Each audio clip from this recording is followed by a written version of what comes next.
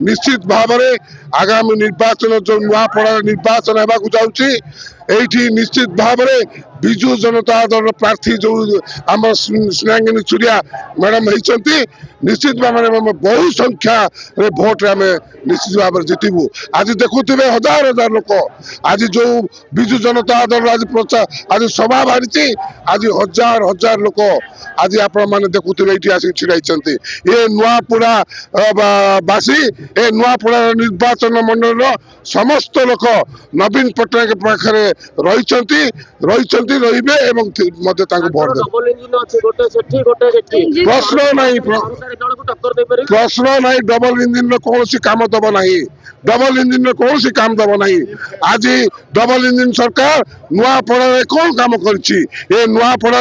काम कर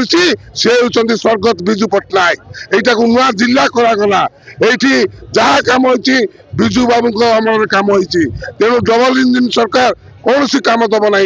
से माने लोकों कौन काम कर 18 मास हो गला ये सरकार आसिकी आज पर्यंत कौन सी लोकों काम ही ना मिथ्या कथा कहते किसी दिन तो मुख्यमंत्री आसी मिथ्या प्रतिश्रुति देकी कहते आम जितिले गोटे मेडिकल कॉलेज करदेबू ये मिथ्या प्रतिश्रुति आउ चलो ना ए लोक ठीक बुझी शंख चिन्ह को भोट देवाई अपेक्षा कर।